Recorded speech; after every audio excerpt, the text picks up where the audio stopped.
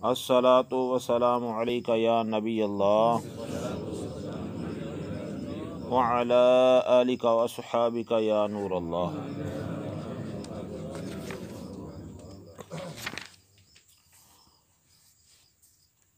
हज़रत जाबिर रदियल्लाहु ताला अन्हु से रिवायत है, फरमाते हैं कि नबी करीम सल्लल्लाहु अलैहि वसल्लम को हज्जतुल विदा के मौका पर अरफा के दिन अपनी ऊँटनी कुस्वा पर खुतबा देते हुए मैंने सुना कि आप सल्लल्लाहु अलैहि वसल्लम ने फरमाया, या अय्युहन्नासु इन्नी तरक्तु फ़ीकुम मन इन आख़ज़्तुम बिही लन तदिल्लु किताबुल्लाहि व इतरती अहलु बैती।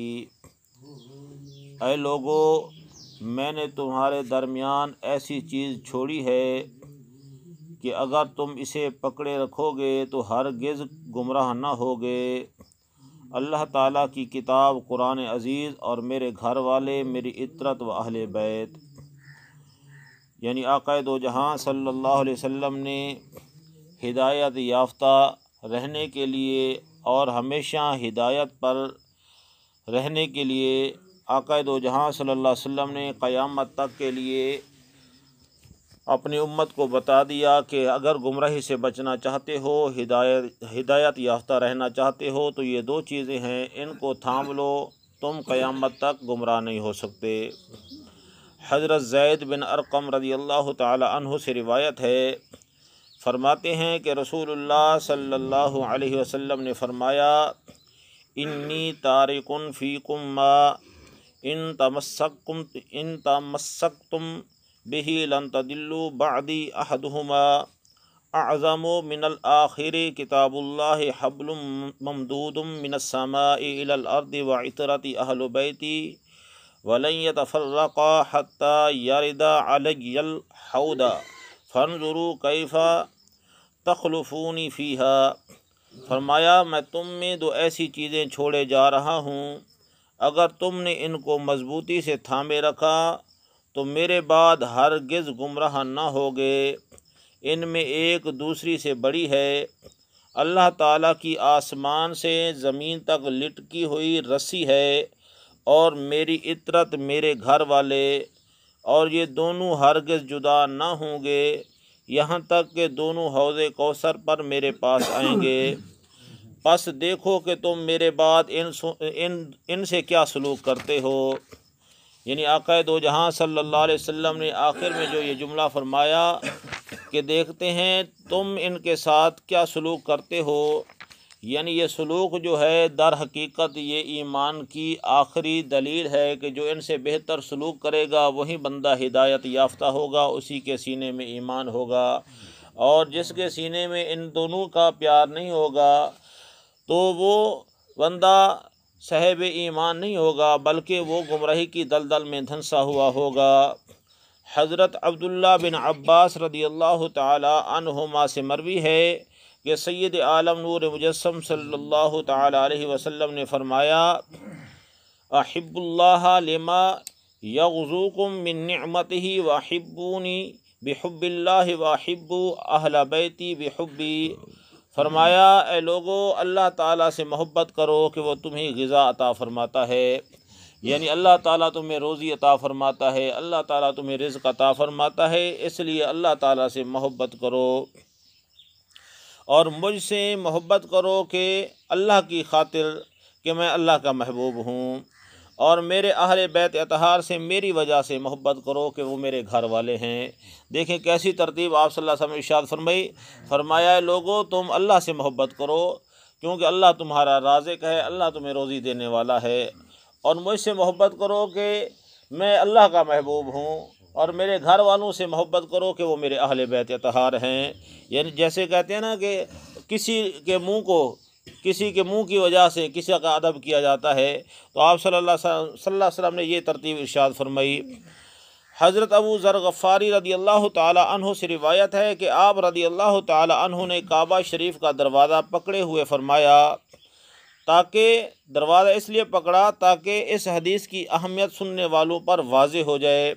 यानी जैसे हम قسمن کہتے ہیں کسی بات پر، قرآن پہ ہاتھ رکھ کر کہتے ہیں، مسجد پر ہاتھ رکھ کے کہتے ہیں۔ ویسے بھی بندہ اگر کہہ دیتا ہے کہ اللہ کی قسم میں نے یہ کام نہیں کیا یا کیا ہے تو پھر بھی اس کی قسم پوری ہو جاتی ہے، لیکن کسی کو بات واضح کرنے کے لیے یا اس بات کی اہمیت کو واضح کرنے کے لیے ہم قرآن پہ ہاتھ رکھ کر یا مسجد پر ہاتھ رکھ کر یا مقدس مقام پر ہاتھ رکھ کر جب بات کرتے ہیں تو پھر ہمیں 100% یقین ہو جاتا ہے بندہ ٹھیک کہہ رہا ہے۔ لیکن صحابہ کی زبان سے جھوٹ تو نہیں نکل سکتا، کیونکہ آقا دو جہاں صلی اللہ علیہ وسلم نے فرمایا جس نے میری طرف جھوٹ منسوب کیا اس کا ٹھکانہ جہنم ہے۔ تو حضرت ابو ذر غفاری رضی اللہ تعالیٰ عنہ جیسے شخصیت، وہ تو مطلب کہ اس معاملے میں کوئی لچک دکھا بھی نہیں سکتے، لیکن اتنا اس کے باوجود آپ نے یعنی بیت اللہ شریف کے دروازے کو پکڑ کر اس بات کو پختہ کرنے کے لیے ارشاد فرمایا کہ میں نے نبی اکرم نور مجسم صلی اللہ علیہ وسلم کو فرماتے ہوئے سنا ہے، الا ان مثل اہل بیتی فیکم مثل سفینۃ نوح من رکبہا نجا ومن تخلف عنہا ہلکا۔ فرمایا خبردار، بے شک تم میں میرے اہل بیت کی مثال حضرت نوح علیہ السلام کی کشتی کی طرح ہے، جو اس میں سوار ہو گیا وہ ہلاک ہونے سے بچ گیا، اور جو اس سے پیچھے رہ گیا وہ ہلاک ہو گیا۔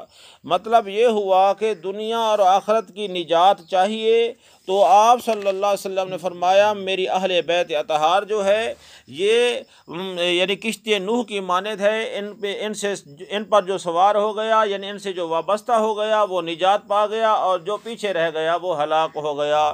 کیونکہ یہ دنیا جو ہے یہ ایک دلدل ہے، یہ ایک مطلب ایسی جگہ ہے جہاں پہ انسان گناہوں میں دھنس جاتا ہے، گمراہیوں میں دھنس جاتا ہے، دھنستے دھنستے یہ جہنم میں چلا جاتا ہے۔ تو آقا دو جہاں صلی اللہ علیہ وسلم نے فرمایا اگر اس سے نجات چاہتے ہو تو میرے اہل بیت اطہار جو ہیں یہ کشتی نوح کی طرح ہیں، اور جو ان سے وابستہ ہو گیا وہ نجات حاصل کر گیا۔